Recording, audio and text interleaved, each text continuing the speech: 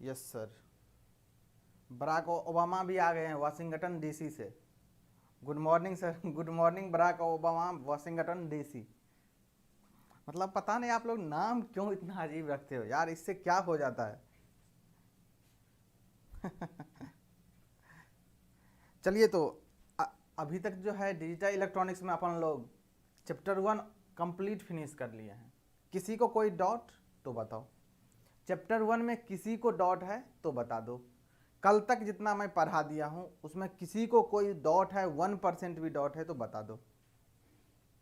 Anku Jaiswal good morning. कल एक question कर रहे थे अपन लोग, उसमें कुछ मिस्टेक, मतलब मिस्टेक नहीं, मतलब नहीं बोलता, at a time mind hit नहीं किया था। उस क्वेश्चन को भी मैं 2 मेथड से बताने वाला हूँ। कल जो एक क्वेश्चन किए थे जिसको मैं बोला था छोड़ दो बाद में देख लेंगे, वो मीन टर्म वाला क्वेश्चन था। क्वेश्चन था the mean term expansion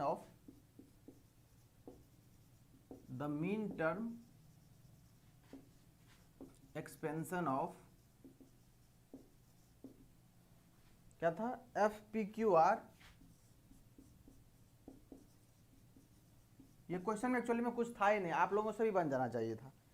P Q plus Q R bar, Q plus Q bar R plus P R bar, और 4 ऑप्शन फ्रेम था मीन टर्म के फॉर्म में। ये तो पता ही हो, क्वेश्चन तो आप लोगों के पास होगा ही।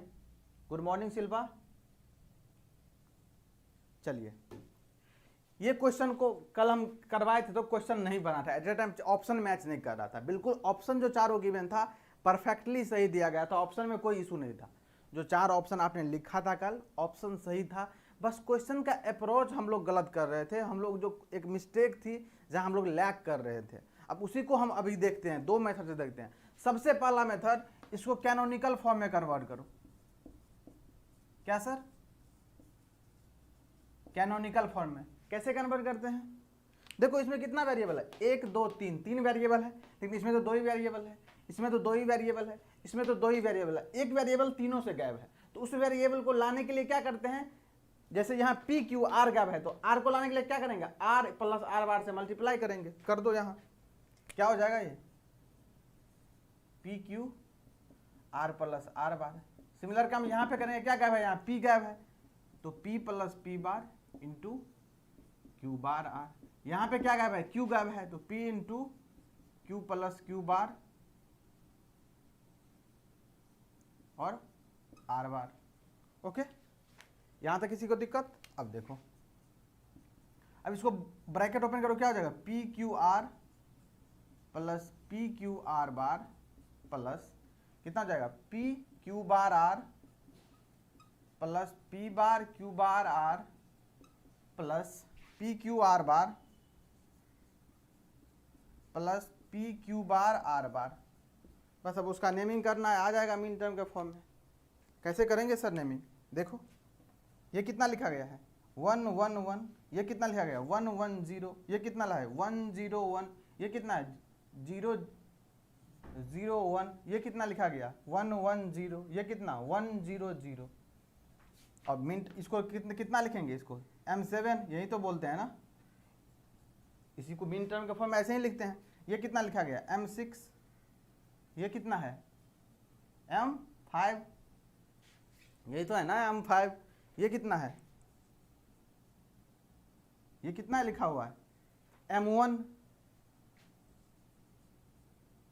ये कितना लिखा गया है 4 2 6, ये भी M6 ही है, और ये कितना लिखा गया है M4। अब देखो जो रिपीटेड है वो तो रिपीटेड को एक ही बार लिखना है, 2 बार तो लिखना नहीं है। कितना गया M7 M6 M5 M1 M4 और M6 और M4। ओके, यहां तक किसी को कोई दिक्कत बता दो, यहां तक किसी को कोई दिक्कत? 1 4 5 6 7 कितना आ रहा है M1, इसके बाद सीक्वेंस में अरेंज कर लेना M1 M4 M6 और M7, यही आएगा। कौन सा ऑप्शन में प्रेजेंट था, ये किस ऑप्शन में प्रेजेंट है जल्दी बता दो, ये किस ऑप्शन में प्रेजेंट था?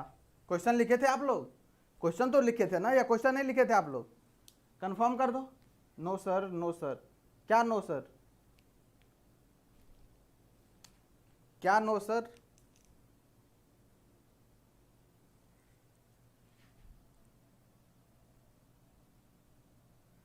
क्या नो सर? समझ में नहीं आया, क्या नो बोल रहे हो आप लोग?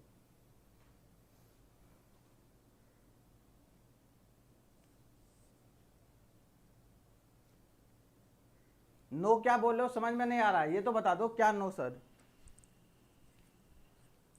सर आपका कहाँ कि कोई डॉट है, आपने कहा कि कोई डॉट है, नो डॉट, क्लियर हो गया। ओके ओके, तो बस ऐसे ही करना है इसको, मीन टर्म वाले क्वेश्चन को कैनोनिकल फॉर्म में कन्वर्ट करके बाकी मीन टर्म लिख लेना, आंसर आ जाएगा। अब इसको डायरेक्ट कैसे करना है, अगर एग्जाम में तो इतना करने जाओगे तो टाइम टेकिंग हो जाएगा, इसको डायरेक्ट कैसे करना है, क्वेश्चन लिख लो और ये करो। देखो इसको डायरेक्ट कैसे अप्रोच करना है तुम्हें, यहाँ देखो 3 वेरिएबल है पी क्यू आर, तो इसी सीक्वेंस में चीज़ों को रखना, इसी सीक्वेंस में रखना इंपॉर्टेंट है। क्या सर? पी क्यू आर, देखो पी क्यू और आर यहाँ गैप है, तो ये तो होगा कितना 1 1 है, क्योंकि एसओपी फॉर्म में कितना है, ये एसओपी फॉर्म में लिखा गया है, तो नॉन कॉम्प्लीमेंटेड चीज़ कितना 1 1 होता है, ये 1 1, और बाकी कितना हो जाएगा, जो आर होगा कितना होगा, या तो 0 हो सकता है या तो 1 हो सकता है।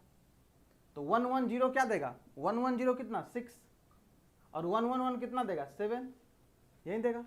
चलो यहाँ क्या है, पी, यहाँ पे पी गैप है, क्यू बार आर बार, तो पी के जगह क्या हो जाएगा, या तो 0 होगा या तो 1 होगा, बाकी ये कितना लिखा गया, ये 0 और 1 लिखा गया है, यहाँ पे ये 0 और 1 लिखा गया है, तो 0 0 1 कितना हो जाएगा, 0 0 1 कितना होगा 1 होगा, और 1 0 1 कितना होगा, 1 0 1 कितना होगा 5 होगा सर। ओके, अब देखो यहाँ पे देखो कितना पी आर बार, बीच में क्यू गैप है, तो पी को तो ऐसे रखने दो, कितना 1 है तो 1 ही रहेगा, और आर बार कितना है 0, ये या तो 0 होगा या तो 1 होगा, बीच वाला जो पोर्शन है यहाँ पे, क्योंकि क्यू तो ऐसे ही रहने देंगे ना as it is.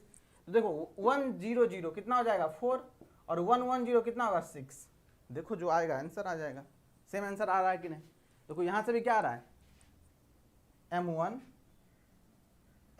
M5 M6 M7, M4 भी आ रहा है, M4 भी आ रहा है।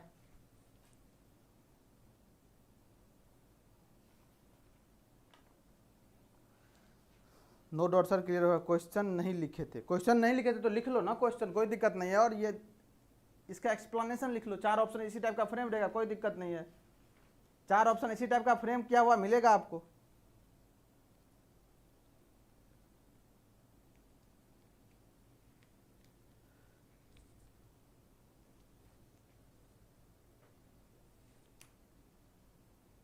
ऑप्शन में सिर्फ 4 टर्म्स है, कौन कौन सा 4 टर्म्स है, 1 मिनट रुक जाओ, 1 मिनट मैं देख लेता हूँ, मैं कंप्लीट क्वेश्चन ही लिखा दे रहा हूँ आपको, मैं कंप्लीट क्वेश्चन ही लिखा दे रहा हूँ आपको, जो कितना टर्म था कितना नहीं था, कोई कन्फ्यूजन नहीं रखना, कोई कन्फ्यूजन रखना ही नहीं है।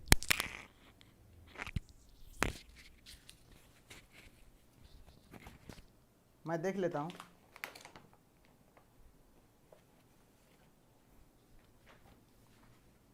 कंप्लीट क्वेश्चन मैं बता रहा हूँ आपको, वेट,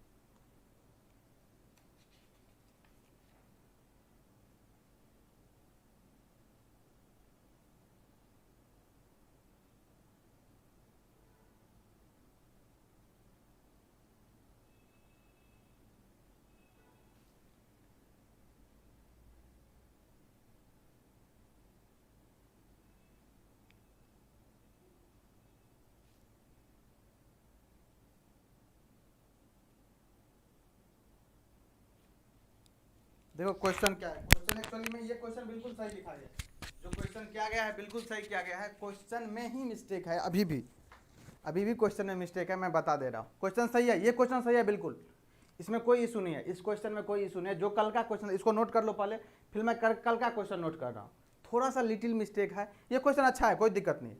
देखो सेम आंसर आ रहा है, इस मेथड से भी सेम आंसर आ रहा है और इससे भी सेम आ रहा है। अब कल वाला क्वेश्चन मैं पूरा कंप्लीट लिख देता हूँ, ऑप्शन सहित लिखता हूँ, फिर देख लूंगा उसे। ओके, इस क्वेश्चन में कोई सी मिस्टेक नहीं है, बिल्कुल परफेक्ट है क्वेश्चन, कोई दिक्कत नहीं है। इसको नोट कर लिए, हो गया। चलो अब देखो कल के क्वेश्चन में और आज के क्वेश्चन में क्या डिफरेंस हो गया।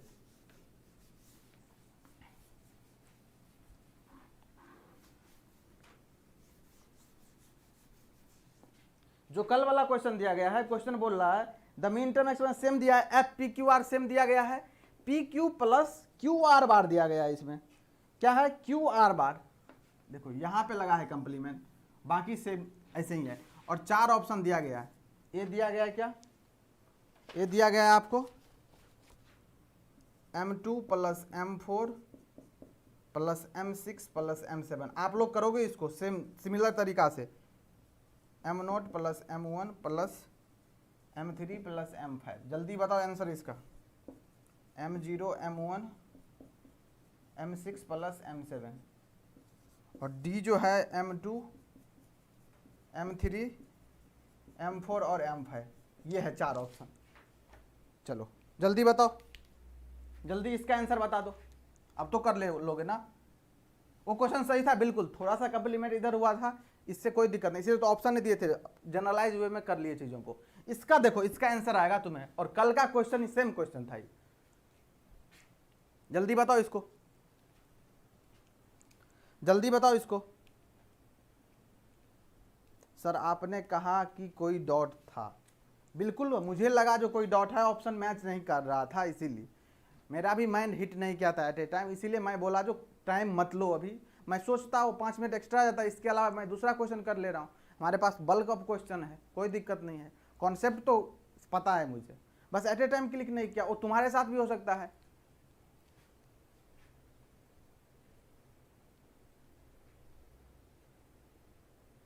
अब देखो इसे सॉल्व करो जल्दी। किसी का आंसर आया इसमें, अमित का आ गया ए ऑप्शन, शिल्पा का ए, आदर्श का ए, समझ में तो आ गया। अब तो इस टाइप का क्वेश्चन नहीं फंसेगा, क्वेश्चन तो नहीं फंसेगा। ए इज योर करेक्ट ऑप्शन। देखो कैसे शॉर्टकट वे में करना, कैनोनिकल फॉर्म में जाके करोगे आराम से आएगा, कोई दिक्कत नहीं। देखो क्या है 1 1 1 1 पी क्यू, देखो सीक्वेंस ये रखना पी क्यू आर, ये कितना हो जाएगा 0 और 1 होगा। सिमिलर क्या देखो यहाँ पी जो है पीछे होगा क्यू आर, तो पी कितना हो जाएगा 0 और 1, और ये ऑलरेडी है कितना 1 और 0 है, कितना है 1 और 0 है ऑलरेडी। यहाँ पे देखो पी क्यू आर, तो पी तो 1 है, ये होगा 0 और 1, और फिर आर कितना है 0। अब देखो 1 1 0 कितना होगा 1 1 0 6 और 1 1 1 7, यहाँ पे कितना 0 1 0 कितना 2 और 1 1 0 कितना 6, यहाँ पे देखो 1 0 1 1 0 0 कितना 4 और 1 1 0 6, देखो कितना 2 4 6 7 2 4 6 7 आ गया। कौन सा ऑप्शन है, ए your correct option. Clear.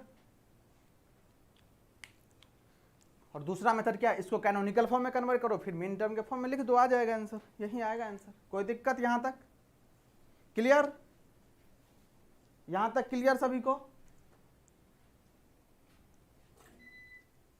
Chapter 1 अब टिप्स पे आ गया कि नहीं ये बता दो। चैप्टर 1 टिप्स पे आ गया तभी मैं चैप्टर 2 स्टार्ट करूंगा। जब तुम लोग बोलोगे, तुम लोग अपना जोश एनर्जी दिखाओगे, तभी चैप्टर 2 स्टार्ट करने वाला। That is your logic gate. मैं क्लियर करते जाऊंगा, मुझे नहीं चाहिए जो चैप्टर 5 पढ़ ले और लास्ट में हम रिवीजन बैठे कर रहे हैं, ऐसा कुछ नहीं करना है और ऐसा पढ़ाई नहीं करना है। अब ऐसा पढ़ाई कर रहे थे तुम लोग तो गलत कर रहे थे, जो पढ़ के फिर रिवीजन करेंगे वो टाइम कभी नहीं आता है।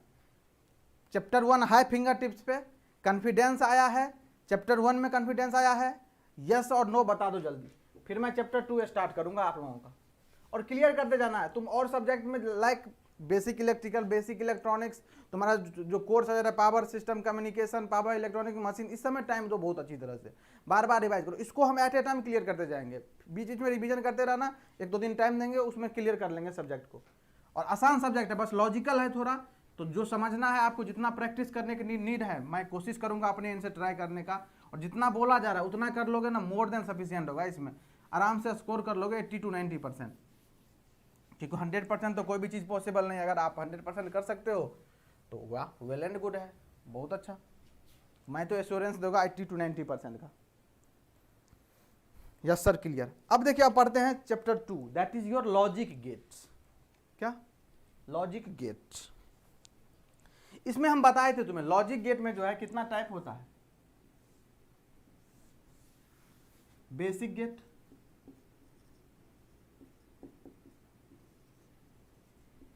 बेसिक गेट, दूसरा क्या होता है अर्थमेटिक गेट, और तीसरा और मोस्ट इंपॉर्टेंट यूनिवर्सल गेट।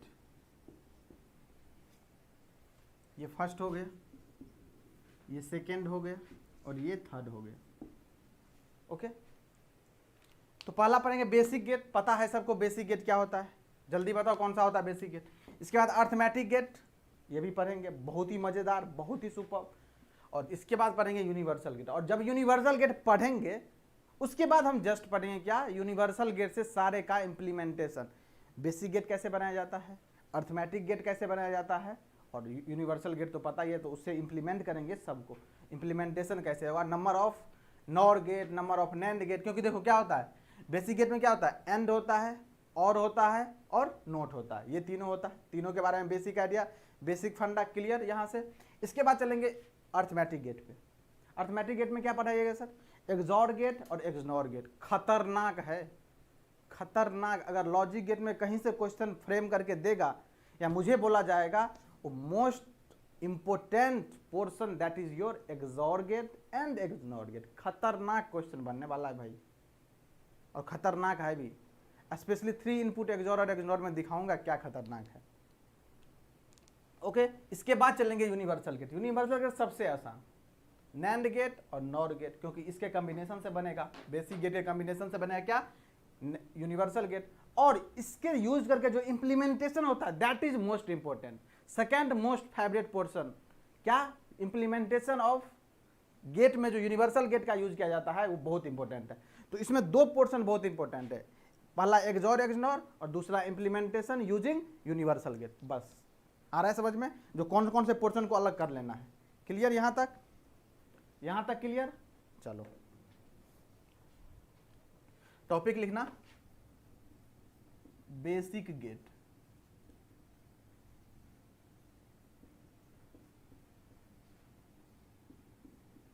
लिखना there are 3 basic gate,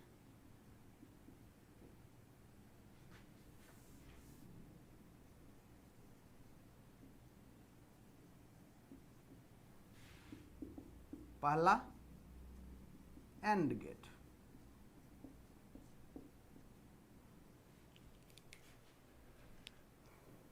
first AND gate क्या होता है,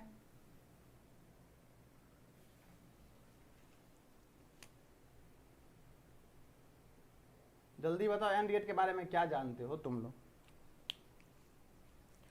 एंड गेट के बारे में क्या जानते हो, what is AND gate, AND gate के बारे में क्या जानते हो।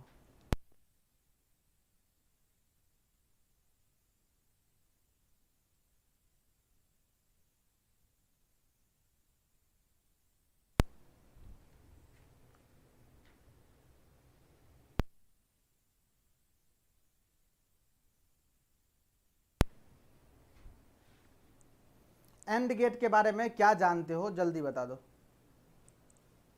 जल्दी बताओ। एंड गेट के बारे में क्या जानते हो, when both input is high then output is high. Okay okay okay, when both input is high then output is high. Okay, बिल्कुल सही बात है। Used for multiple. Okay, multiplication operation is known as AND gate. Okay,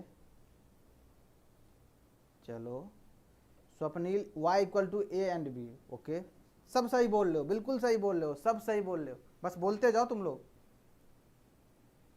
remaining student भाई तुम लोग नहीं जानते हो क्या, ओनली 4 स्टूडेंट्स जानता है क्या एंड गेट के बारे में। ऐसे कैसे हो गया, डिजिटल इलेक्ट्रॉनिक्स पढ़े बीटेक पास करके क्या, तब तो अभी डिग्री पे लिखवा देता हूं मैं, ये मेंशन करवा देता हूं जो डिजिटल इलेक्ट्रॉनिक्स नहीं पढ़े हो तुम लोग, फिर से पढ़ना पड़ेगा तुम्हें। If any one input is low then output is always low. Okay, if any input is zero then output will be zero. चलो बहुत बातें हो गई, अब चलो तुम इस मेथड से तो जानते ही हो। अब चलते हैं थोड़ा हम वेन डायग्राम मेथड से। सर वेन डायग्राम क्या होगा? सेट थ्योरी तुम बचपन में पढ़े होगे जरूर, बचपन में क्या 9th 10th में भी पढ़ाया जाता है, इवन 11 12 में भी है। क्या? Set theory. देखो दो ले लेते हैं हम इनपुट, क्या? A and B. थोड़ा हट के काम करते हैं ना, जनरल वे में तो सब समझता है। फिर चले आएंगे तुम्हारा जो मेथड है, ये देखो ये ए है ये, और ये क्या है? ये बी है, सेट है ये क्या है सर? ये ए है और ये बी है। जब तुम्हें बोलेगा एंड गेट मतलब एंड लॉजिक को फाइंड करने के लिए, तो एंड लॉजिक मतलब क्या है? जो दोनों में कॉमन पोर्शन हो। क्या सर? जो दोनों में कॉमन पोर्शन हो। तो तुम सेट थ्योरी में पढ़ते होगे क्या? जो दोनों में कॉमन है that is your A intersection B. यही तो पढ़ते थे ना सेट थ्योरी में, ए इंटरसेक्शन बी, जो दोनों में कॉमन हो, इसमें और इसमें। तो कैसे होगा? कैसे बनेगा डायग्राम? ये देखो, ए तो ऐसे है और बी ऐसे बनेगा, और कॉमन पोर्शन क्या हो जाएगा? दिस। यही पोर्शन कॉमन है ना, तो इसको क्या बोल देते हैं? A intersection B, that is A and B. यही होता है ए एंड बी, मतलब जो दोनों में कॉमन हो, common part of the circuit, ये दोनों में कॉमन हो। यहां तक दिक्कत किसी को नहीं होना चाहिए आई थिंक। तो यही एंड लॉजिक को डिफाइन करता है। तो ये थोड़ा हट गया, बाकी नॉर्मल चीज पता है। अगर ए इनपुट है बी इनपुट है तो क्या होगा? एक इसका सिंबल होता है एंड गेट का दिस, ये सिंबल होता है input A input B, output कितना होगा? y equal to A and B. यही होगा, ए एंड बी होगा। अब देखो यहां बनाओ क्या? एक ट्रूथ टेबल, और ट्रूथ टेबल ही इंपॉर्टेंट है। ट्रूथ टेबल बहुत इंपॉर्टेंट है सारे लॉजिक गेट का। क्या सर है? दो इनपुट कितना कॉम्बिनेशन बनेगा? जल्दी बताओ। दो इनपुट से कितना combination? 2 to the power n, कितना हो जाएगा? 4। कितना? क्या क्या? 0 0 0 1 1 0 1 1 0 0 0 और 0 को मल्टीप्लाई करेंगे। देखो यहाँ 0 और यहाँ 0 अप्लाई करो, यहाँ 0 और यहाँ 0, तो आउटपुट कितना आ जाएगा? 0 0 0। यहाँ 0 और यहाँ पे रख दो 1, तो 0 1 को क्या करोगे? 0 ही आएगा, क्योंकि 0 किसी भी नंबर से मल्टीप्लाई करोगे 0 ही आएगा। फिर देखो यहाँ पे 1 कर दो और यहाँ पे कर दो 0, तो कितना? 0 ही आएगा। अब दोनों जगह 1 कर दो, यहाँ 1 यहाँ 1, तो कितना हो जाएगा? 1।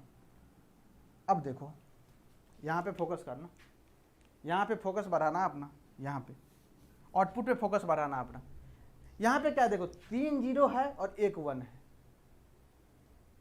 तो 3 0 को याद करना प्रीफर करोगे या 1 1 को याद करना प्रीफर करोगे? तो सर 1 1 को याद करना प्रीफर करेंगे, ये तो करोगे ना। तो ये 1 जो है दैट इज लॉजिक हाई, ये है ना, 1 मीन्स लॉजिक है। तो in case of AND gate logic high, output logic high कब मिलेगा? द बोथ द इनपुट, देखो बोथ इनपुट क्या है? ए इक्वल टू 1 है, B equal to 1। If both the input are also है, जब दोनों इनपुट हाई होगा in case of AND gate, तभी जाके आउटपुट हाई मिलेगा। और अदर जितने भी केसेस है सब में देखो क्या है? आउटपुट लो ही मिल रहा है। देखो लो लो लो मिल रहा है। तो बस इसको, इस पॉइंट को फोकस पे रखना है, इस पॉइंट को। जब आउटपुट हाई मिलेगा, कब मिलेगा output high? When both the input are also है, दोनों इनपुट जब हाई होगा। अब इसको तुमको हम बोलेंगे क्या? तुम तो पढ़ ही चुके एसओपी फॉर्म और पीओएस फॉर्म। थोड़ा इसके फॉर्म में लिख के दिखाओ मुझे। किस फॉर्म में सर? एसओपी फॉर्म और पीओएस फॉर्म। क्या होता है ये? तो देखो एसओपी फॉर्म में कैसे लिखते हैं? एसओपी फॉर्म में लिखोगे, ये सब रिप्रेजेंटेशन का तरीका है। देखो इसको कैसे लिखोगे एसओपी फॉर्म में? तो एसओपी फॉर्म में किसको केयर करते हो तुम? 1 को, तो 1 को करो, कितना हो जाएगा? ये कितना हो जाएगा एसओपी फॉर्म में? कितना हो जाएगा? ए 1 है, बी 1 है, तो कैसे लिखोगे इसको? F A B equal to sigma कितना? सिग्मा कितना? कितना होगा ये? 1 1 क्या होता है? 3 तो होता है ना, 1 1 3 ही होता है ना। और इसको, इसी को अगर रिप्रेजेंट करोगे वेरिएबल के टर्म में, तो कितना होगा? ए और बी, तो कितना हो जाएगा? A B. तो यही तो हुआ है। y बराबर क्या होता है? एक्सप्रेशन। y बराबर एक्सप्रेशन क्या होता है? Output of AND gate. देखो ए भी आ रहा है कि नहीं, और यहाँ से भी आ रहा है ए भी। ये तो हो गया एसओपी फॉर्म। अब पीओएस फॉर्म में लिखो इसको,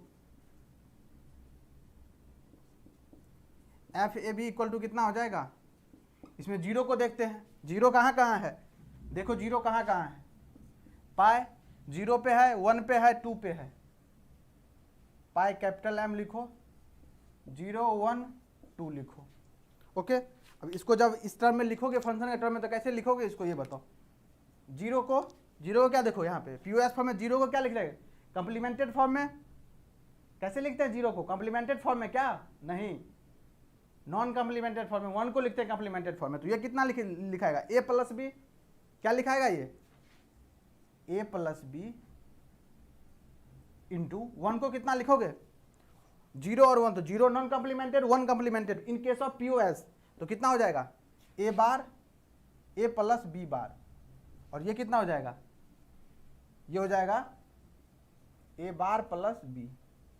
इसको सॉल्व करो, ए इंटू बी ही आएगा। कैसे, ये देखो, देखो ए और ए दोनों में कॉमन सेम है, और बी बार, तो ए तो ऐसे रहेगा, प्लस कितना लिखाएगा, बी प्लस बी बार, ये किसके, जीरो के इक्वल होता है, बाकी रिमेनिंग टर्म कितना हो जाएगा, ए बार बी ऐसे ही रहेगा। अब जब तुम इसको ब्रेक करोगे तो कितना हो जाएगा, देखो इसको जब ब्रेक करोगे तो क्या हो जाएगा, कितना हो जाएगा, ए बार प्लस ए इंटू बी, ये हो जाएगा 0 तुम्हारा, कितना बच जाएगा, ए इज टू बी। तो यही तो होता है, देखो यही तो होता है ना, देखो यही तो होता है ना। तो ये सब रिप्रेजेंट करने का तरीका है, ये सब रिप्रेजेंट करने का तरीका है। देखो ए इंटू बी आ गया, ए इंटू बी आ गया, ए इंटू बी आ गया, सब फॉर्म में यही आएगा, सारे भी फॉर्म में। तो ये एसओपी फॉर्म में लिखा रहेगा तो इस फॉर्म में लिखा रहेगा, या फंक्शन निकालोगे यही निकलेगा, पीओएस फॉर्म में लिखा रहेगा इस फॉर्म में लिखा रहेगा। तो इसको भी सॉल्व करने आना चाहिए तुम्हें, इसको भी सॉल्व करने आना चाहिए तुम्हें, तो यही करोगे सॉल्व। क्लियर यहां तक, यहां तक किसी को कोई डाउट, यहां तक किसी को कोई डाउट। अब लिखो एक मोस्ट इंपोर्टेंट पॉइंट, एसओपी में 3 कैसे आया भैया जी, ये देखो ये 1 1 पे कितना है 1, एसओपी में किसको ध्यान देते हो, किसको केयर करते हो, 1 को ही तो केयर करते हो ना। 1 कहाँ पे है, यहीं पे तो है 1 1, ए बी कितना 1 1 है, तो 1 1 को जब लिखोगे तुम किस में, डेसिमल में, तो 3 ही तो लिखोगे ना। 1 1 क्या आता है, 1 1 क्या लिखते हो, 1 1 को क्या लिखते हो, डेसिमल में 3 ही तो लिखते हो ना, यहीं से तो 3 आया, ये देखो 1 1। और एसओपी फॉर्म में कितना 1 को ही तो देखते हो ना। शुभम, शुभम समझ में आया कि नहीं, शुभम कुमार, क्लियर हो गया। हाँ तो ऐसे करते हैं बस।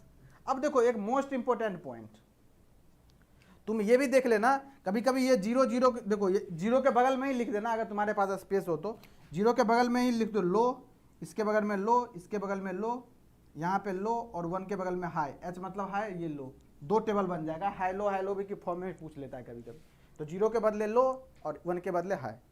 अब मोस्ट इंपोर्टेंट पॉइंट लिखना, इसी में एरो डाल के, यहाँ तक नोट कर लिए हो, अब एरो डाल के लिखना मोस्ट इंपोर्टेंट पॉइंट। क्या सर, तो तुम पढ़े थे अभी जब लॉ ऑफ बुलियन अलजेब्रा पढ़ रहे थे, उसमें तुम्हें पढ़ाया गया था क्या, कम्यूटेटिव लॉ, एसोसिएटिव लॉ और डिस्ट्रीब्यूटिव लॉ। तो लिखना यहाँ पे AND gate hold commutative law,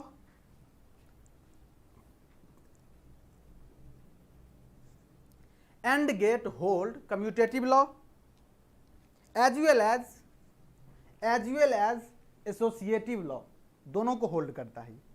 AND gate holds commutative law as well as associative law. Okay, मतलब सर, मतलब ये कहने का मतलब ये है, इस स्टेटमेंट का मैथमेटिकली कहने का मतलब ये है, जो ये कम्यूटेटिव लॉ को भी होल्ड करेगा, मीन्स कहीं पे ए इंटू बी लिखा है तो इसको बी इंटू ए भी लिख सकते हो, कोई दिक्कत नहीं है।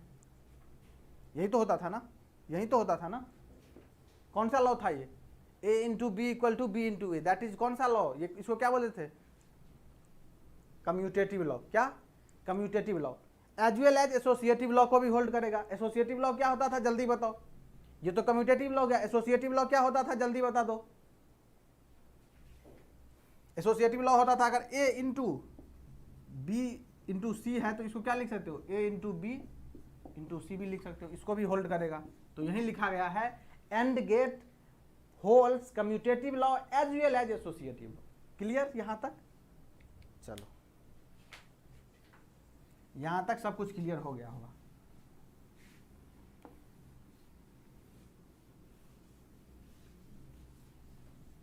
एक क्वेश्चन करें, एक क्वेश्चन कर लेते हैं।